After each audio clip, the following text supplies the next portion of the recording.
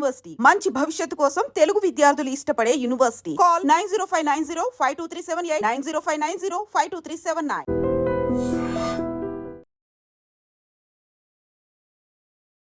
Welcome to iDream media.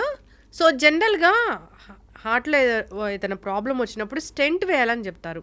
అసలు ఏంటి ఈ స్టెంట్ కదా, ఎవరికి అవసరం ఉంటుంది, స్టెంట్ వేశాక మన గుండె పదిలంగా ఉంటుందా, జాగ్రత్తలు ఏం తీసుకోవాలి, ఇక ఎప్పటికీ హార్ట్ ఇష్యూస్ రావా, పూర్తి వివరాలు తెలుసుకుందాం. మనతో పాటు ఉన్నారు ప్రముఖ కార్డియాలజిస్ట్ డాక్టర్ రవికాంత్ అతులూరి గారు. డాక్టర్ గారు నమస్తే అండి. నమస్తే అండి. డాక్టర్ గారు, ఎన్నో ఏళ్ల సర్వీస్ మీది, ఎంతోమంది గుండెల్ని మీరు బాగు చేసి ఉంటారు, వాళ్ళ లైఫ్ స్పాన్ పెంచుంటారు. అయితే ఈ స్టెంట్స్ గురించి మాట్లాడితే చాలామంది చెప్తారు, నాకు మొన్న వెళ్ళాను హార్ట్ ప్రాబ్లం వచ్చింది స్టెంట్ వేశారు అంటారు. అసలు ఏంటండి ఈ స్టెంట్ గురించి? స్టెంట్ అనేది ఒక పరికరం. అది మెటల్తో తయారు చేయబడుతుంది. అది ప్లాటినం అవ్వచ్చు, క్రోమియం అవ్వచ్చు, స్టీల్ అవ్వచ్చు, ప్లాటినం క్రోమియం అంటాం, నిటినాల్ అవ్వచ్చు. సో ఇవి ఇనర్ట్ మెటీరియల్స్ అంటే బాడీలో ప్రవేశపెట్టాక వాటి నుంచి బాడీ యాక్సెప్ట్ చేస్తుంది. సంథింగ్ లైక్ బుల్లెట్ అనుకోండి, బుల్లెట్ ఒకటి పేలిస్తే లోపలికి వెళ్ళిపోయి కొంతమందికి ఉండిపోయి అది ఏం చేయదు, అలా మనతో పాటు ఉంటుంది. అలాగే ఇలా ఇనర్ట్ మెటీరియల్స్ కొన్ని ఉంటాయి, బాడీ యాక్సెప్ట్ చేస్తాయి. సో ఇది అటువంటి మెటల్తో తయారైన ఒక డివైస్. సో దీని పర్పస్ ఏమిటి అంటే, ఇది ఒక స్ప్రింగ్ లాగా ఉంటుంది, స్ప్రింగ్ లాగా ఉంటుంది. సో ఒక ట్యూబ్ అనుకోండి, ఈ ట్యూబ్ స్టడ్స్ అంటాం. అంటే స్టడ్స్ అంటే దానికి సెల్స్ లాగా మెలికలు, డైమండ్స్, ఆ విధంగా డైమండ్ షేప్లో ఇలా ఒకటి మెలికగా మొత్తం కలిపి ఒక ట్యూబ్ తయారు చేస్తారు తీగలతో. ఈ తీగలు డైమండ్ కటింగ్ మిషన్స్ మీద తయారవుతాయి యాక్చువల్గా. అంటే వెరీ ప్రెసైజ్ ఉండాలి, సైజ్ మైక్రాన్స్లో ఉంటుంది, మైక్రోమీటర్స్ అంటారు. ఆ సైజ్ మైక్రోమీటర్స్లో ఉంటుంది ఆ స్టట్ అనేది. దీంతో పాటుగా దాని లెంత్, డయామీటర్ తీసుకున్నట్టయితే మనము ఈ స్టెంట్ అనేది అమర్చేది మెజారిటీ ఆఫ్ పీపుల్లో రక్తనాళాల్లో, దమనుల్లో, గుండె దమనుల్లో, కాలి దమనుల్లో, చేతి దమనుల్లో, బ్రెయిన్ దమనుల్లో, మెడలో ఉండే దమనుల్లో కూడా అవసరం పడే పరిస్థితి ఉండొచ్చు. సో వీటి బట్టి సైజు ఉంటుంది. అంటే హార్ట్ పక్కన కాదా, హార్ట్ పైన, ఉపరితలం పైన, హార్ట్ పైన కూడా వేస్తారు. హార్ట్ లోపల అయోటిక్ వాల్వ్ అని కొత్తగా ట్యాబర్ అని అంటాం, దానికి కూడా స్టెంట్ అమర్చబడుతుంది. అది చాలా పెద్ద సైజు ఉంటుంది. ఎందుకంటే గుండె నుంచి బయటకు వచ్చే పెద్ద ద్వారం ఏదైతే ఉందో అయోటా అంటాం, దాన్ని కాపాడే ఏ తలుపు అయితే ఉందో అయోటిక్ వాల్వ్ అంటాం, అది చాలా పెద్దది. దాన్ని బృహద్ధమని అంటారు, తెలుగులో బృహద్ధమని అంటారు. బృహద్ధమని అంటే పెద్ద ధమని అన్నిట్లోకి. సో ఇది పవర్ హౌస్ లాంటిది. మీరు వాటర్ డిపార్ట్మెంట్కి వెళ్తే, మెట్రోపాలిటన్ వాటర్ డిపార్ట్మెంట్, పెద్ద ట్యాంక్ నుంచి వచ్చే పెద్ద గొట్టం అనుకోండి. సో దీని తలుపు ఏదైతే ఉందో అయోటిక్ వాల్వ్, దానికి కూడా స్టెంట్ చేయబడింది. ఇప్పుడు పాత రోజుల్లో దానికి ఓన్లీ సర్జరీలు చేసేవారు. ఇప్పుడు మనం స్టెంట్ దానికి పెడుతున్నాం. ట్యాబర్ అని ట్రాన్స్కెథటర్ అయోటిక్ వాల్వ్ రిప్లేస్మెంట్ అని తొడగుండా తీసుకెళ్తాం. ఇది చేయటంలో చిన్న ఛాలెంజెస్ దేనివల్ల వస్తాయంటే, అది పెద్దగా ఉండటం వల్ల దాన్ని తీసుకెళ్ళటానికి తొడ నుంచి వెళ్ళే ధమని మాత్రమే, ఫిమరల్ ఆర్టరీ అని, అదొక్కటే దీని ప్రవేశానికి అనుకూలంగా ఉంటుంది. కానీ అది కూడా కొంత వయసు ఎక్కువ ఉన్న వాళ్ళలో మెలికలు, కాల్షియము, పూడిక ఇవన్నీ ఉండటం వల్ల అందులో ఛాలెంజెస్ ఉంటాయి. అది ఓవర్ టైం ఎవాల్వ్ అయ్యి ఆ బృహద్దమనికి ఉండే అయోటిక్ వాల్వ్ దగ్గర పెట్టే స్టెంట్ ఏదైతే ఉందో, అయోటిక్ స్టెంట్, అది వేరుగా ఉంటుంది. మామూలుగా అందరూ మాట్లాడే స్టెంట్ ఈజ్ డిఫరెంట్.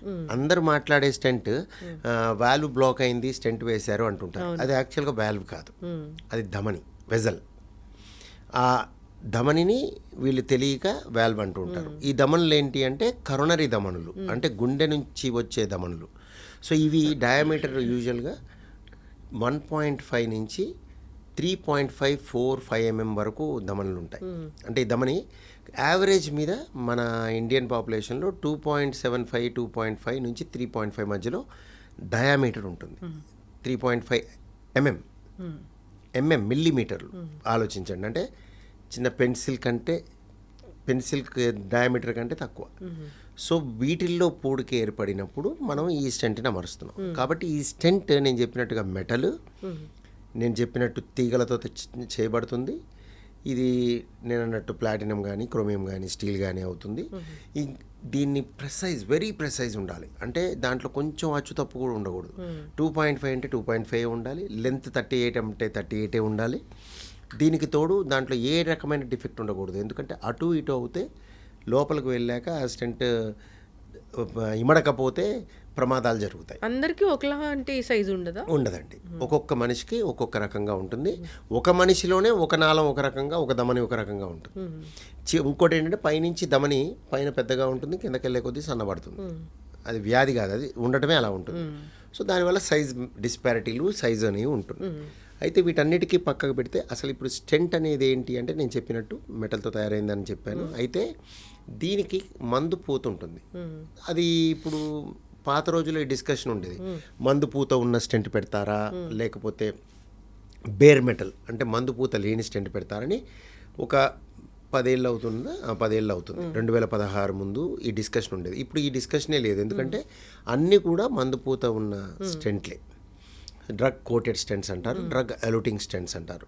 ఈ మందు పూత మనం స్టెంట్ పెట్టాక ఒక 80% మందు వెంటనే ఒక గంటన్నరలో మొత్తం ఆ ధమనికి అతుక్కుపోతుంది మందు. ఎందుకు అంటే జబ్బుని మళ్ళీ ఆ ఏరియాలోకి రాకుండా చూడటానికి. ఈ పూడికని పక్కకి తోసి వెడల్పు చేసి ఈ స్ప్రింగ్ లాంటి దాన్ని పంపించి దాన్ని మళ్ళీ వెడల్పు చేసి గోడలకు అతికిచ్చినప్పుడు దాన్ని స్టెంట్ డిప్లాయ్మెంట్ అంటాం. ఇది సరిగ్గా చేయబడినప్పుడు అంటే సరైన వైద్యులు సరైన స్కిల్తో సరైన విధంగా సరైన పేషెంట్కి సరైన పద్ధతిలో సరైన ప్లేస్లో. పూడికలు వచ్చిన వాళ్ళందరికీ స్టెంటే ఏమండి? పూడికలు వచ్చిన వాళ్ళందరికీ స్టెంటే. అలా యాక్చువల్గా ఆ స్టేట్మెంట్ పూర్తిగా కరెక్ట్ కాదు. ఎందుకంటే పూడికున్నంత మాత్రాన స్టెంట్ పెట్టాలని లేదు.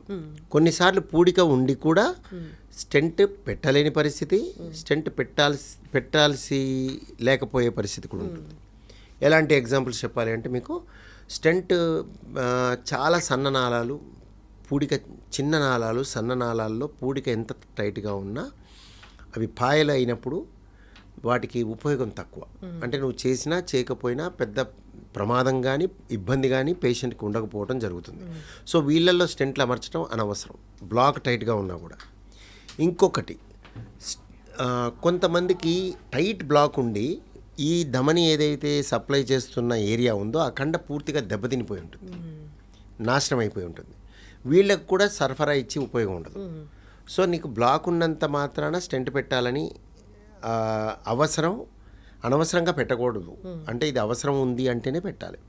అది టైట్ బ్లాక్ అనే కాకుండా టైట్ బ్లాక్ సప్లై చేసే ఏరియా మీద ఆధారపడి ఉంటుంది. అది ఎంత పొడుగు ఉంది, ఎంత ఏరియాకి సప్లై చేస్తుంది, అది ఎంత సిగ్నిఫికెంట్, అది ఎంత క్రూషియల్ అనే దాని మీద స్టెంట్ అమర్చబడుతుంది. ఈ బ్లాక్ అనేది డాక్టర్ గారు, ఈ బ్లాక్ వచ్చిందంటే మనకి హార్ట్ అటాక్ వస్తుందా? ఈ బ్లాక్స్ చాలా మందిలో సైలెంట్గా ఉంటాయి.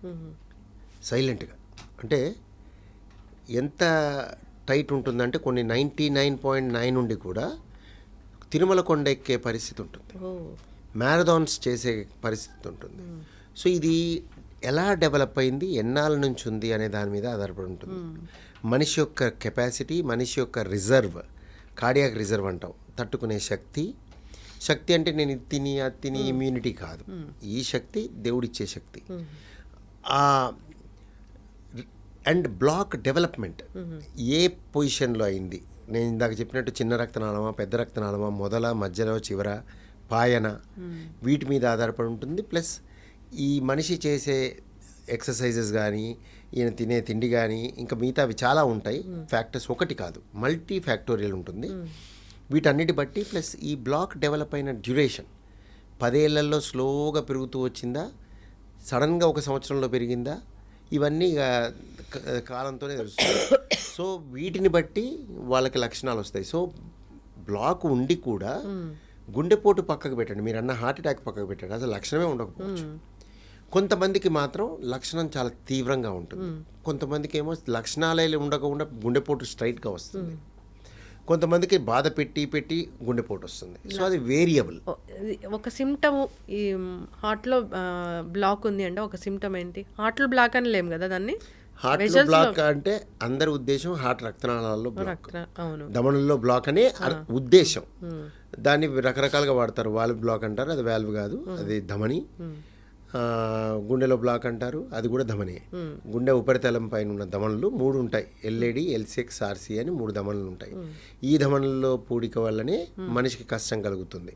అంటే అది నేను ఇందాక అన్నట్టుగా కష్టం కలగాల్సిన అవసరం లేదు, కానీ కష్టం కలిగే అవకాశం ఎక్కువ మందిలో ఇబ్బంది కలిగిస్తుంది. ఒక లక్షణము వీళ్ళకి హార్ట్లో బ్లాక్ ఉంది అని తెలుసుకుని ఒక ర్యాండమ్గా ఒక లక్షణం అంటే ఏముంటుంది? చాలా ఉంటాయండి. ర్యాండమ్ అన్నారు కాబట్టి చెస్ట్లో హెవీనెస్ మోస్ట్ కామన్గా మేము చూసేది. చెస్ట్లో హెవీనెస్ అంటే ఛాతిలో బరువు అనేది మోస్ట్ కామన్గా మేము చూస్తాం. ఇది ఛాతిలోనే కాదు, దవడల్లో, భుజాల్లో, గొంతులో, తర్వాత ఈ ఆర్మ్స్లో, చేతుల్లో, తర్వాత పొట్టలో, తర్వాత వెనక పక్క వీపు వెనక పక్క భాగంలో, షోల్డర్ బ్లేడ్స్లో, కొంతమందికి రావచ్చు, కొంతమందికి తలలో వచ్చి మెడకి గుండా వస్తుంది. సో ఇది ఎక్కడొస్తుంది అని కాకుండా ఏ విధంగా వస్తుంది అనేది దాన్ని బట్టి చెప్తాం. ఇంకోటి, ఈ అనాలిసిస్ ఎప్పుడు కూడా పేషెంట్ చేయకూడదు, అది డాక్టర్ చేయాలి. మరి పేషెంట్గా ఏం చేయాలి? సింపుల్, ఏ ఇబ్బంది కలిగినా దాన్ని ఇంటర్ప్రిట్ చేసుకోకూడదు. దీనివల్ల ఏమో నేను ఇది తిన్నాను, లేకపోతే అది చేశాను, రాత్రి అంతా పడుకోలేదు, మా పక్కింటి వాళ్ళు పెట్టారు, అలా అన్నీ ఇంటర్ప్రిట్ చేయకుండా వైద్యుడిని సంప్రదించడం కరెక్ట్. ఎప్పుడైనా ఏ ఇబ్బంది కలిగితే అప్పుడు అది డాక్టర్ బాధ్యత. నేను చెప్పిన ఈ లక్షణాన్ని బయటికి తీయటం అనేది డాక్టర్ బాధ్యత. ఇప్పుడు ఒక రక్తనాళంలో బ్లాక్ వస్తే గుండె పనిచేస్తూనే ఉంటుందా డాక్టర్ గారు? ఒకటి కాదు, 3 రక్తనాళాల్లో బ్లాక్ వచ్చి కూడా కొన్ని పని చేస్తూ ఉంటుంది. అది చెప్పే కదా ఇందాక, డ్యూరేషన్ మీద ఆధారపడి ఉంటుంది, కార్డియాక్ రిజర్వ్ మీద ఆధారపడి ఉంటుంది, పాయలు వచ్చాయా లేదా అనే దాని మీద ఆధారపడి ఉంటుంది. డ్యామేజ్ లాంటిది ఏం జరగదా? అందరికీ సేమ్ కాదండి. కొంతమందికి డ్యామేజ్ ఒక్క బ్లాక్తోనే జరిగిపోతుంది, కొంతమందికి 3 బ్లాకులు ఉండి డ్యామేజ్ జరగదు, కానీ ఇంపెండింగ్ అంటాం, ఎప్పుడో ఒకసారి జరగచ్చు. కొంతమంది ఎప్పటికీ జరగదు, బ్లాక్లు ఉండి పాయలు వచ్చేసి ఉంటాయి. సో ఇవన్నీ కూడా ఒక మనిషికి ఒక బ్లాక్ని బట్టి 3 బ్లాకులని బట్టి ఇలా ఉంటుందని చెప్పలేము. మరి బ్లాక్ ఉంది లేదా నా హార్ట్ బాగుంది తెలుసుకోవాలంటే ఏం చేయాలి? డాక్టర్ని సంప్రదించాలి. సింపుల్. ఎప్పుడు కూడా పరీక్షలు, చాలా మంది తప్పుగా పరీక్షలు చేసుకుంటారు. పరీక్షలు చేయకూడదు. డాక్టర్ని సంప్రదించి మీ అనుమానాన్ని, మీ భయాన్ని వారికి ఎక్స్ప్రెస్ చేసినట్టయితే, మీ కన్సర్న్, మీకుండే ఏదైతే అనుమానం ఉందో అది వైద్యుడిని సంప్రదించి చెప్పినట్టయితే మీకు సరైన దిశలో డాక్టర్ మీకు సరైన దిశలో తీసుకెళ్లే అవకాశం ఉంటుంది. ఏం టెస్ట్ చేస్తే ఇది బయటపడతాయి డాక్టర్ గారు? టెస్ట్లు కాదండి, మెజారిటీ ఆఫ్ టైమ్స్ మేము డాక్టర్లు పేషెంట్లతో మాట్లాడి నాడి పట్టుకొని ఎగ్జామిన్ చేశాక మాకు ఒక క్లూ వస్తుంది. ఈ క్లూ అందరిలో రాకపోవచ్చు, కానీ 100లో 80 మందికి క్లూ వస్తుంది. 100లో 80 మందికి పరీక్షే చేయకుండా బ్లాక్ ఉంటుందని చెప్పే పరిస్థితి ఉంటుంది. మా దగ్గరకు వచ్చి ఒక కష్టంతో వచ్చినప్పుడు 100లో 80 మందికి మేము చెప్పగలుగుతాం, మీకు బ్లాక్ ఉండే అవకాశం ఎక్కువ అంటే డెఫినెట్గా ఉంటుంది. బల్లగుద్ది చెప్పడం అనేది కూడా చేయగలుగుతాం, తక్కువ మందిలో చేయగలుగుతాం. ఎక్కువ మందిలో ప్రాబబిలిటీ ఇవ్వగలుగుతాం, మీకు డెఫినెట్గా ఉండే అవకాశం ఉందండి, ముందుకు పోయి పరీక్ష చేసుకోవాలి అని. సో ఆ విధంగా నెక్స్ట్ లైన్ ఆఫ్ ఇన్వెస్టిగేషన్స్ ఉంటాయి. అంతేగాని అందరికి ఒక ప్రోటోకాల్ బేస్డ్గా ఇది తర్వాత ఇది అలా కాదు. అంటే కొంతమందికి డైరెక్ట్గా యాంజియోగ్రామ్ చేయాల్సి వస్తుంది, కొంతమందికి సిటీ యాంజియోగ్రామ్ చేయాల్సి వస్తుంది, కొంతమందికి టీఎంటీ చేయాల్సి వస్తుంది, కొంతమందికి ఈసీజీ చేయాల్సి వస్తుంది, కొంతమందికి 2D ఈకో చేయాల్సి వస్తుంది, కొంతమందికి ఈ లైన్ అంతా చేయాల్సి వస్తుంది, ఈసీజీ 2D ఈకో ట్రెడ్మిల్. ఆ తర్వాత దాన్ని బట్టి అలా అన్నీ బాగుంటే అంటే టెస్ట్లు కాదు ముఖ్యం, అదే చెప్తుంది. ఫైనల్గా ఏంటి అంటే డాక్టర్ యొక్క ఒపీనియన్ మీద ఆధారపడి ఉంటుంది. పరీక్షలు డాక్టర్ చేసుకోవాలి, పేషెంట్ కదా. అంటే పేషెంట్కి డాక్టర్ చేయాలి, పేషెంట్ చేసుకోకూడదు. డాక్టరు, మీరు సంప్రదించిన డాక్టర్ బాధ్యత ఏం చేస్తాడో ఏం చేయడు అనేది. సో అది ట్రైనింగ్ మీద ఆధారపడి ఉంటుంది, వైద్యుడి యొక్క ట్రైనింగ్ మీద. సో ఆయన ఫైనల్గా కంక్లూడ్ చేస్తాడు, మీకు ఈ పరీక్షలు సరిపోతాయి, మీకు గుండె జబ్బు లేదు లేదా ఉంది, మీరు ముందుకు పోయి ఇది చేయాలి, మీకు ఏమీ అవసరం లేదు. ఈ స్టేట్మెంట్స్ అన్ని డాక్టర్ చెప్పాలి. ఫైనల్గా వైద్యుడి నుంచే ఈ మాట రావాలి. అయితే డాక్టర్ గారు, ఇప్పుడు ఆ రక్తనాళంలో బ్లాక్ ఉంది, స్టెంట్ వేయాలని చెప్పారు, స్టెంట్ వేశారు దానికి సరిపడినంత, అంటే ఇంకెప్పటికీ గుండె పదిలంగా ఉంటుందా? అలా ఏం చెప్పలేమండి. అది గుండె, ఎందుకంటే స్టెంట్ ఒక్కటే కాదు, దానికి ఇంకా చాలా ఉంటాయి. ఫర్ ఎగ్జాంపుల్, గుండె బలహీన పడిపోయింది, నువ్వు స్టెంట్ వేసావు, కానీ బలహీన పడిన గుండె వెనక్కి పూర్తిగా రాకపోవచ్చు, ఎంతో కొంత బలహీనత మిగిలిపోవచ్చు. ఆయనకి హార్ట్ ఫెయిల్యూర్ లక్షణాలు ఉండి ఉండొచ్చు, వాళ్ళకి ఇంకా మందులు కూడా వాడాల్సిన పరిస్థితి ఉంటుంది. ఇది పక్కకు పెడితే స్టెంట్ పెట్టిన ప్రతి వాళ్ళు లైఫ్ లాంగ్ మందులు వాడాలి, లైఫ్ లాంగ్ సర్వేలెన్స్లో ఉండాలి. సర్వేలెన్స్ అంటే మానిటరింగ్ సర్వేలెన్స్, అంటే 3 నెలలకు రమ్మంటే 3 నెలలకి, 2 నెలలకు రమ్మంటే 2 నెలలకి ఫాలోఅప్లో ఉండాలి. ఎందుకంటే స్టెంటే కాదు, స్టెంట్ వేసిన వాళ్ళకి బ్లాక్ ఇప్పుడు స్టెంట్ లేకుండానే బ్లాక్ వచ్చింది కదా. అవును. సో అలా ఎక్కడైనా బ్లాక్ రావచ్చు, ఏర్పడచ్చు. సో అలాంటి పరిస్థితులు అందరిలో ఉండవు. 100లో ఇంకో 10 మందికి ఇంకో చోట బ్లాక్ వచ్చే అవకాశం ఉంటుంది. కొంతమందికి 10 ఏళ్ళకి వస్తుంది, కొంతమందికి 1 సంవత్సరానికి వస్తుంది. అంటే ఏ ఏజ్ నుంచి ఇలాంటివి మనం చూస్తాం? ఆడవాళ్ళల్లో జనరల్గా మేము 3rd డికేడ్ నుంచి 3rd, 4th, 5th డికేడ్లలో ఆ పైన ఎక్కువ మంది, 3rd, 4th, 5th, 6th, 7th what ever పైకి ఆడవాళ్ళలో చూస్తాం. మగవాళ్ళలో అయితే సెకండ్, అంటే 20 years పైబడిన వాళ్ళల్లో తక్కువ మందిని చూస్తాం, 30 yearsలో ఎక్కువ మందిని చూస్తాం, 40 yearsలో ఇంకా ఎక్కువ చూస్తాం. అలా గ్రాఫ్ విత్ ఏజ్ ఇంక్రీజ్ అవుతుంది. ఆడవాళ్ళకి మగవాళ్ళకి ఒక 10 ఏళ్ళ, అంటే ఒక దశాబ్దం తేడా ఉంటుంది. ఓకే, ఒక దశాబ్దం తేడా ఉంటుంది. అంటే ఆడవాళ్ళలో లేట్గా చూస్తాం, మగవాళ్ళలో త్వరగా చూస్తాం. ఓకే. అయితే ఇవన్నీ ఏజ్ ఎగ్జంప్షన్, అంటే మరీ చిన్నపిల్లల్లో చూడం. అండర్ 20 years అరుదు, ఎక్స్ట్రీమ్లీ రేర్. అంటే ఎవరైనా 20 years బిలో కార్డియాలజిస్ట్ చూసి ఉంటే పేర్లు గుర్తుంటాయి. 20 to 30 కూడా ఆడవాళ్ళలో గుర్తుంటాయి, మగవాళ్ళలో 20 to 30 గుర్తుపెట్టుకోవచ్చు. అలా మీరు ఏజ్ని పెంచే కొద్దీ 30 ఏళ్ళ పైబడిన వాళ్ళ పేర్లు చెప్పండి అంటే కొంత తడబడే అవకాశం ఉంటుంది అందరూ. ఇందువల్ల ఈ బ్లాక్ అనేది వస్తుంది. ఈ బ్లాక్స్, ఈ పూడిక అనేది మల్టీ ఫ్యాక్టోరియల్. పెథోఫిజియాలజీ అని అంటాము. పెథాలజీ రెండు ఉంటాయి. పెథాలజీ అంటే ఈ బ్లాక్లో మిశ్రమం ఏంటి, ఏమేమి ఉంటాయి అంటే, ఈ బ్లాక్ ఒక గోడ ఎలా ఉంది, గోడ మీరు దేనివల్ల గోడ ఎలా తయారైంది అన్నారు అనుకోండి, ఎలా తయారైంది, ఎన్ని పదార్థాలు ఉన్నాయి, ఇసుక ఉంది, సిమెంట్ ఉంది, బ్రిక్ ఉంది, మీకు మోటార్ ఉంది, ఇంకా నీళ్ళు ఉన్నాయి, ఎండిపోయిన నీళ్ళు ఉన్నాయి, ఎండబెట్టిన నీళ్ళు ఉన్నాయి. సో ఆ మిశ్రమం ఆ విధంగా గట్టిపడింది. సో అలానే గుండెలో కూడా ఈ బ్లాక్స్ పూడికలో అందరు కొలెస్ట్రాల్ అంటే కొలెస్ట్రాల్ ఒకటే కాదు, cholesterol part of it, collagen, smooth muscle cells, fibronectin, రకరకాల పదార్థాలు మిశ్రమం, మ్యాక్రోఫాజెస్ అని, ఇట్లా రకరకాల అన్ని కలుపుకోలుగా ఆ పూడిక ఏర్పడటం జరుగుతుంది. సో ఈ పూడిక ఎందుకు ఏర్పడుతుంది, ఇదేమో లోపల చెప్పిన నేను పెథోఫిజియాలజీ అంటే ఎందుకు ఇలా జరుగుద్ది అని అంటే మాత్రం అది కొంచెం డిఫికల్ట్ టు టెల్. ఎందుకంటే కొన్నిటికి కారణాలు ఉంటాయి. ఫర్ ఎగ్జాంపుల్, మీకు గట్టిగా బెత్తం పెట్టి కొట్టారు, అక్కడ వాచిపోయింది, నొప్పి వస్తుంది. కారణం ఏంటి, బెత్తం పెట్టి కొట్టడం వల్ల అయింది. అలా ఇది కారణం క్లియర్గా, రిస్క్ కాదు. ఇట్లా బ్లాకులకి మాత్రం రిస్క్ ఫ్యాక్టర్స్ చెప్పగలవు కానీ కారణాలు చెప్పలేవు. అంటే బెత్తం పెట్టి కొట్టడం వల్ల, నువ్వు తిండి తినటం వల్ల, షుగర్ ఉండటం వల్ల, బీపీ ఉండటం అట్లా చెప్పలేవు. అలా నేను ఇది తాగటం వల్ల, ఇది తినటం వల్ల అలా చెప్పలేవు. కానీ ఎక్కువగా ఎవరిలో చూస్తావు అన్నప్పుడు కొన్ని గ్రూప్స్లో చూస్తావు. అది రూల్ కాదు. అంటే అది ఉండి కూడా తప్పించుకునే వాళ్ళు ఉంటారు, అంతా పద్ధతిగా ఉండి వచ్చిన వాళ్ళు ఉంటారు.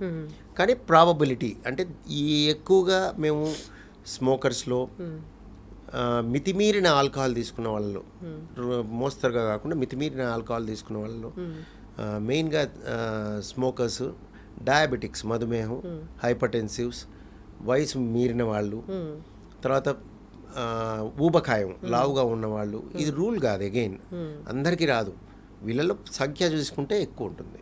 సో ఇలా ఫిజికల్ ఇన్యాక్టివ్గా ఉండటం వాళ్ళు, కొలెస్ట్రాల్ హై ఉన్న వాళ్ళు బ్లడ్లో, వీళ్ళల్లో ఎక్కువగా చూస్తాం. అంతేగాని ఇవన్నీ ఉన్న వాళ్ళకి వస్తుందని కాదు, రూల్ కాదు. సో రిస్క్ ఫ్యాక్టర్ అంటారు దాన్ని. ఇప్పుడు ఈ కొలెస్ట్రాల్ అని చెప్తారు కదా డాక్టర్ గారు, ఎందుకు అసలు బ్యాడ్ కొలెస్ట్రాల్ అనేది వస్తుంది? బ్యాడ్ కొలెస్ట్రాల్ అనేది అందరికీ ఉంటుంది, తక్కువ ఉండాలి. మితిమీరి ఉన్న వాళ్ళల్లో బ్లాక్లు ఏర్పడే అవకాశం ఎక్కువ. అది కూడా రూల్ కాదు. అంటే నీకు ఇప్పుడు మా దగ్గరకు వచ్చేసి భయపడిపోయి వస్తూ ఉంటారు, నా కొలెస్ట్రాల్ ఎంత ఉంది అని. భయపడాల్సిన అవసరం లేదు. అది ఎక్కువ ఉంటే నీ అవకాశం ఎక్కువ, పర్సంటేజ్ ఎక్కువ నీకు వచ్చే అవకాశం. అంటే నీకు బ్లాక్ వస్తుందేమో అన్న ఉద్దేశంతో మందులు పెడతావు, అంతేగాని నీకు కొలెస్ట్రాల్ ఎక్కువ ఉంటే బ్లాక్ ఉన్నట్టు కాదు. ఆ పరీక్ష చేసుకొని కొంతమంది నాకు బ్లాక్ ఉంది అనుకుంటుంటారు, అలా కాదు. అది ఎక్కువ ఉన్న వాళ్ళు అలా వదిలేస్తే ట్రీట్మెంట్ లేకుండా 100 మందిని తీసుకుంటే 30 మందికి బ్లాక్లు ఏర్పడతాయి, 70 మందికి ఏర్పడవు. సో అదంతా ప్రాబబిలిటీ. సో వాళ్ళని మనం ఆ 30 ఎవరో తెలియదు కాబట్టి 100 మందిని ట్రీట్ చేస్తాం. సో అయితే జాగ్రత్తలు తీసుకోవాలి, మీరు అన్నట్లుగా హెల్దీ లైఫ్ స్టైల్ మెయింటైన్ చేయాలి. అంతే ఇప్పుడు కదా, అది స్టంట్ వేసాక కూడా ఖచ్చితంగా డాక్టర్ ఫాలోఅప్లోనే ఉండాలి. డౌటే లేదండి. స్టెంట్ ఒకటే ట్రీట్మెంట్ కాదు, స్టెంట్ పార్ట్ ఆఫ్ ట్రీట్మెంట్. అంటే కొంతమందికి స్టెంట్ చాలా ముఖ్యం, అంటే అది లేకపోతే ఆ మనిషికి ఇబ్బంది తగ్గదు, ప్రమాదం పొంచి ఉంటుంది. So for example acute myocardial infarction, unstable angina, అంటే గుండెపోటులో ఒక రకమైన గుండెపోటు ఉంటుంది, ఎస్టీ ఎలివేషన్ ఎంఐ అని. తర్వాత అన్స్టేబుల్ యాంజైనా అంటాం, వాళ్ళు కొంచెం కదిలినా కొంచెం మాట్లాడినా బాధ తట్టుకోలేరు. వీళ్ళల్లో స్టెంట్ పెట్టింది వాళ్ళకి రిలీఫ్ రాదు, మెజారిటీ పీపుల్లో 100లో 90 మందికి. సో వీళ్ళల్లో అది చాలా అవసరం. కొంతమందికి బ్లాక్ టైట్గా ఉంటుంది, లక్షణాలు ఉండవు, మనకు అనుకోకుండా తెలుస్తుంది, ఫ్యూచర్లో ఇబ్బంది రాకుండా మనం పెడతాం, అవి వేరు. సో ఈ అన్స్టేబుల్ యాంజైనా, కరోనరీ సిండ్రోమ్స్ అంటే గుండెపోటు వచ్చిన వాళ్ళల్లో స్టెంట్ చాలా ముఖ్యం, చాలా ఇంపార్టెంట్. సో ఈ పక్కకి పెడితే స్టెంట్ వేస్తే స్టెంట్తో అయిపోలేదు. స్టెంట్ అయిపోయిందంటే ఇక అంత అయిపోయినట్టు కాదు. స్టెంట్తో పాటు మందులు వాడాలి, జీవనశైలిలో మార్పులు చేసుకోవాలి, రెగ్యులర్ డాక్టర్ విజిట్ చేయాలి, ఇవి మస్ట్. మరి పెళ్లిగానే అమ్మాయిల్లో స్టెంట్ వేయాల్సి వచ్చింది, వాళ్ళు తర్వాత నార్మల్ లైఫ్ లీడ్ చేయొచ్చా? ఎవరైనా నార్మల్ లైఫ్ లీడ్ చేయొచ్చు. Pregnancy, స్టెంట్ మీద ఏం కాదు, జబ్బు మీద ఆధారపడి ఉంటుంది. అంటే స్టెంట్ పార్ట్ మాత్రమే. నేను ఇందాక చెప్పినట్టుగా గుండె ఏ విధంగా ఉంది, వెడల్పైందా, బలహీనమైందా, దెబ్బతిన్నదా, ఈయన వేరే పరిస్థితులు ఏంటి, ఇవన్నిటి మీద ఆధారపడి ఉంటుంది వాళ్ళకి తర్వాత ఫ్యూచర్ అనేది. ఉత్త స్టెంట్ మీద అయితే only stent will not decide about outcomes. స్టెంట్తో పాటు స్టెంట్ చేయటం అనేది పార్ట్ ఆఫ్ ఇట్. అది కాకుండా ఇంకా ఏమున్నాయి మనిషికి, ఏమేమి ఉన్నాయి అనే దాన్ని బట్టి అవుట్కమ్స్ ఉంటాయి. ఇంకా ప్రెగ్నెన్సీ, మీరు అన్న ప్రెగ్నెన్సీ డెలివరీలకి అది అడ్డు రాదు. కానీ మందులు పెట్టినప్పుడు మందుల విషయం, స్టెంట్ అడ్డు రాదు, కానీ మందుల విషయంలో డెలివరీలో వాళ్ళకి ప్రెగ్నెన్సీల్లో పిల్లలకి రాకుండా సేఫ్ మెడికేషన్ ఇవ్వాల్సిన పరిస్థితి ఉంటుంది. అంటే పిల్లల్లో ఇబ్బందులు రాకుండా కొన్ని డ్రగ్స్ ఉంటాయన్నమాట, దే ఆర్ కాంట్రా ఇండికేటెడ్. అవి ప్రెగ్నెన్సీలో ఇవ్వకూడదు, ఎందుకంటే పిల్లలకి వెళ్ళి పుట్టబోయే పిల్లలకి వెళ్ళి వాళ్ళ కిడ్నీని కానీ వాళ్ళ బ్రెయిన్ని కానీ వాళ్ళ అవయవాల్ని కానీ తేడా చేసే అవకాశం ఉంటుంది. కాబట్టి ఆ విధంగా మందుల విషయంలో వస్తుంది, కాబట్టి స్టెంట్ విషయంలో ఏమి ఉండదు. మరి ఇన్నేళ్ల నుంచి ఎంతోమంది పేషెంట్స్ని చూస్తూ ఉన్నారు కదా, కోవిడ్ కన్నా ముందు ఈ స్టెంట్ పేషెంట్లు ఎక్కువ ఉన్నారా, కోవిడ్ తర్వాత ఎక్కువ ఉన్నారా? ఇది చాలా కామన్గా అడిగే ప్రశ్న అండి. నేను చూసింది మాత్రం కోవిడ్ అయినా, కోవిడ్ ముందైనా, కోవిడ్ తర్వాత అయినా యథాతథంగా కరోనరీ ఆర్టరీ డిసీజ్ అనేది కొంచెం ఎక్కువగా చూస్తున్నాం, ముందైనా తర్వాత అయినా. కోవిడ్ సమయంలో చాలా ఎక్కువగా చూసాము. ఎందుకంటే కోవిడ్ సమయంలో, కోవిడ్ సమయంలో బ్లాకులు లేకుండా కూడా క్లాట్లు ఏర్పడి, అంటే అప్పటికప్పుడు రక్తం గడ్డలు అడ్డుపడి గుండెపోట్లు రావటం, పారాలసిస్ రావటం జరిగింది.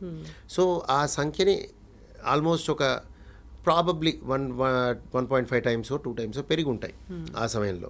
అంతేగాని తర్వాత దాని ఇంపాక్ట్ అంటే ఈ రోజున నేను చెప్పలేను, అలాంటిది ఏమీ కనిపించట్లేదు. ఇప్పుడు వ్యాక్సిన్ వల్ల రక్తం గడ్డగట్టింది, గుండెలో బ్లాక్స్ వచ్చాయి. వ్యాక్సిన్ వల్ల అంటాం తప్పండి, ఎందుకంటే వ్యాక్సిన్ కోవిడ్ ఒకటే, కోవిడ్ వ్యాక్సిన్ ఒకటే, చనిపోయింది, అది బతుకుంది. ఎగ్జాక్ట్లీ, చాలా చక్కగా చెప్పారు.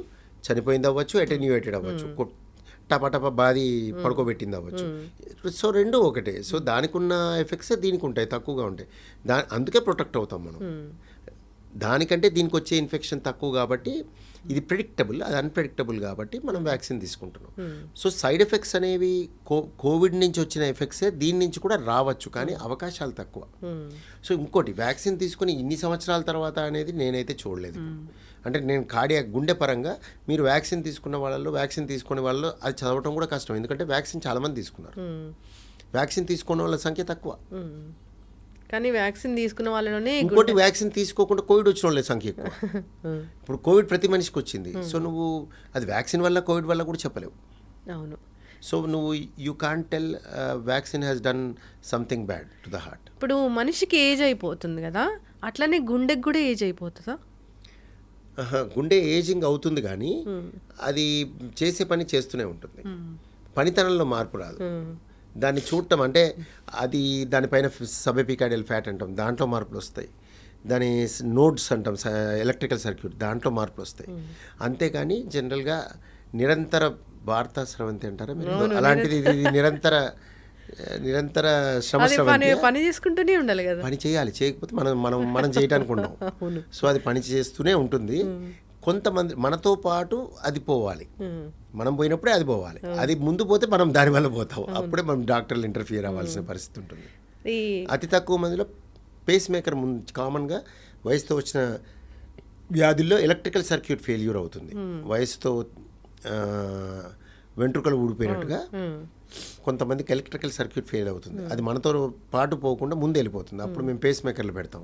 పేస్ మేకర్ పెడితే అంటే అదే కొంతమందికి బ్యాటరీ ఎలక్ట్రికల్ సర్క్యూట్ ఫెయిల్ అవ్వటం వల్ల పేస్ మేకర్ పెట్టి బ్యాటరీ బయట నుంచి కృత్రిమంగా ఎనర్జీ ఇవ్వాల్సిన పరిస్థితి ఉంటుంది. అలా తక్కువ మందికి అవుతుంది. అంటే డాక్టర్ గారు, ఇప్పుడు పర్మనెంట్ పేస్ మేకర్ పెట్టిన వాళ్ళని మనం చాలా జాగ్రత్తగా చూసుకోవాలి, కేర్ఫుల్గా అస్సలు లేదు, మామూలుగా ఉంటారు వాళ్ళు, మనలాగే ఉంటారు అంతే. వాళ్ళకేం స్పెషల్ అటెన్షన్, ఇంకా స్టెంట్లకి వీటికన్నా ఉంటుంది అటెన్షన్, దీనికి ఏముండదు. అది వదిలేసి పంపించేయడమే వాళ్ళు. పేస్ మేకర్ పెడితే గుండెకి ఎప్పటికీ ప్రాబ్లం అనేది రాదా? అట్లా కాదండి, దేనివల్ల వచ్చింది. ఇప్పుడు పేస్ మేకర్ మనం దేనికి పెట్టాము, ఎలక్ట్రికల్ సర్క్యూట్కి పెట్టాము. ఎలక్ట్రికల్ సర్క్యూట్ పని అది చేస్తుంది. దానికి సపోజ్ గుండెపోటు వచ్చింది, రక్తనాళంలో పూడికి ఏర్పడింది, దానికి సంబంధం ఏముంది? సో మీకు గుండె పదిలం అంటే దీనికి పదిలం, ఇంకో జబ్బు రావచ్చు. అలాగే ఇప్పుడు స్టెంట్లు దాని కదా ఎందుకు వేస్తారు, ఇదంతా వేసిన తర్వాత జాగ్రత్తలు అంటే డాక్టర్ ఫాలోఅప్లో ఉండాల్సిందే. ఎప్పుడైనా ఏదైనా సైడ్ ఎఫెక్ట్స్ వస్తాయా దానికి? స్టెంట్కి సైడ్ ఎఫెక్ట్ అని ఉండదండి. స్టెంట్ వేశాక కొంతమందిలో అబ్రప్ట్గా అంటే ఉన్నట్టుండి మొదటి రోజే లేకపోతే రెండో రోజే క్లాట్ ఏర్పడి మళ్ళీ గుండెపోటు వస్తుంది. అది అందరికీ జరగదు, 1000లో ఒకరికి జరిగింది. ఇది స్కిల్డ్ డాక్టర్ చేతిలో జరిగింది అంటే జనరల్గా హైపర్ సెన్సిటివిటీ అంటే ఆ స్టెంట్కి హైపర్ సెన్సిటివిటీ ఉండే అవకాశం ఉంటుంది. లేదా మందులు డాక్టర్ రాసిన మందులు పేషెంట్ మిస్ అవ్వడం, అంటే రెండో రోజే ఇంటికి వెళ్ళిపోయి సపోజ్ మిస్ అయ్యారు. లేదా కాంప్లెక్స్ యాంజియోప్లాస్టిస్ అంటాం, కొన్ని కాంప్లెక్స్ పొజిషన్స్లో పెట్టిన వాటిల్లో కూడా అలా వచ్చే అవకాశం ఉంటుంది. చాలా అరుదైన విషయం అది. జనరల్గా స్టెంట్ పెట్టి వెంటనే ఎవరికి ఏ ఇష్యూస్ రావు, చాలా తక్కువ మంది. డయాబెటీస్ ఉన్న వాళ్ళకి స్టెంట్ పెట్టినా కానీ ఏం ప్రాబ్లం ఉండదు. 100లో 30 మంది గుండె డాక్టర్ల దగ్గరికి వచ్చే వాళ్ళందరికీ, స్టెంట్లు పెట్టే వాళ్ళందరికీ డయాబెటీస్ ఉంటుంది. వాళ్ళలోనే వ్యాధి ఎక్కువ చూసేది, అంతే డయాబెటిక్స్. అదేదో మెటల్ ఇంకా డయాబెటీస్ ఉన్న వాళ్ళకి ఇబ్బంది కలుగుతుంది అలాంటివి ఏమి ఉండవు. అంటే జనరల్గా మిత్స్ ఉంటాయి కదా డాక్టర్ గారు, అలా తప్పు కదా. అసలు డయాబెటీస్ ఉన్న వాళ్ళకే కదా జబ్బులు వచ్చాయి. డయాబెటీస్ ఉన్న వాళ్ళకే గుండె వ్యాధులు ఎక్కువ, వాళ్ళే మన దగ్గరకు వస్తారు. వయసు ఎక్కువ ఉన్న వాళ్ళే మన దగ్గరకు వస్తారు. అయ్యో వయసు ఎక్కువ ఉంది 80 years అంటే 80 years వాళ్ళే కదా ఎక్కువ మంది వచ్చేది. అన్నీ అంతే. ఏజ్ లిమిట్ అనేది ఏముండదు, జబ్బుకి లిమిట్ ఏది? ఆ జబ్బు వచ్చేదే అప్పుడు కదా, పిల్లల్లో రాదు కదా. పిల్లల్లో వచ్చేది congenital heart disease, coronary artery disease అనేది వయసుతో వస్తుంది. సో అందరూ వయసు ఎక్కువ ఉన్న వాళ్ళే ఎక్కువ మంది ఉంటారు. చక్కగా చెప్పారు డాక్టర్ గారు. ఏదైనా కానీ స్టెంట్ వేశారు అంటే దాని తర్వాత ఖచ్చితంగా డాక్టర్ ఫాలోఅప్లో ఉండాలి, డాక్టర్ చెప్పిన మందులు వాడాల్సిందే, జాగ్రత్తలు తీసుకోవాల్సిందే. అసలు ఈ స్టెంట్ వేసే అంతగా రాకుండా మీరు చెప్పిన హెల్దీ లైఫ్ స్టైల్ మెయింటైన్ చేసుకుంటే మంచిది. ఎప్పటికప్పుడు డాక్టర్ని సంప్రదించాలి, మన సొంత తెలివితేటలో అసలు వాడకూడదు. అసలు అది ఎప్పుడు ఉంటుందిగా, మన దగ్గర ఈ అవకాశం ఉంటుందండి. ఎందుకంటే ఇండియాలో ఎన్ఫోర్స్మెంట్ ఆఫ్ లా కానీ రెగ్యులేషన్స్ అన్నీ ఉన్నాయి. దాన్ని ఇప్పుడు మనకి ట్రాఫిక్లో ఆపోజిట్లో వస్తుంటారుగా, వాళ్ళు వెల్కమ్ కూడా చెప్తుంటారు, కొంతమంది హెల్ప్ చేస్తుంటారు, ఇటు రండి అన్నట్టు. సో అది చాలా తప్పు కదా, అయినా చేస్తారు. అలానే ఇవి కూడా అంతే. సెల్ఫ్ టెస్టింగ్ అనేది illegal. You can't test yourself. నువ్వు ఏం చేయాలో నీకు ఎట్లా తెలుస్తుంది? నీకు ఎక్కడ అలోపతిక్ ట్రీట్మెంట్లో round the world you can't order your test. నువ్వు వెళ్ళి నీ టెస్ట్ చెప్పుకోలేవు. నువ్వు డాక్టర్ సంప్రదించాలి, డాక్టర్ రాయాలి, డాక్టర్ రాసింది వ్యాలిడ్ అవ్వాలి, అప్పుడే అది ఎన్ఫోర్స్ అవుతుంది. అవును. ఇప్పుడు రక్తం పలచబడే మాత్రలు డాక్టర్ చెప్పకుండా వాడుతున్న వాళ్ళని మనం చాలా మందిని చూస్తాము. చాలా తప్పది. అది బ్లాక్స్ రాకుండా, అట్లా బ్లాక్ రాకుండా ఎందుకు ఉంటుంది? రక్తం అది వాడుతున్నా కూడా వచ్చేవాళ్ళు ఉంటారు. అది వాడితే రాదని ఉంటే అది అమృతం అవుద్ది. అది అమృతం కాదు, అది ఎవరికి అవసరం వాళ్ళు వాడాలి. అది డాక్టర్ని సంప్రదించి వాడాలి, ఆ డాక్టర్ సరైన డాక్టర్ అయి ఉండాలి. చక్కగా చెప్పారు డాక్టర్ గారు. ఇప్పుడు ఎంత ఏజ్ వచ్చింది, మీరు ఒకసారి గుండెకి సంబంధించిన టెస్టులు అయినా గుండె వైద్యుల్ని కానీ సంప్రదించాలంటే మన భారతదేశంలో ఏ ఏజ్ వాళ్ళు వెళ్ళాలి? యూజువల్గా మగవాళ్ళు అయితేనేమో 30 పైన ఉన్న వాళ్ళందరూ ఒకసారి సంప్రదించాలి. ఆ తర్వాత డాక్టర్ చెప్పిన విధంగా కొంతమంది 5 ఏళ్ళకి, కొంతమందికి సంవత్సరానికి, వాళ్ళ ప్రాబబిలిటీ బట్టి ఉంటుంది నా ఉద్దేశం.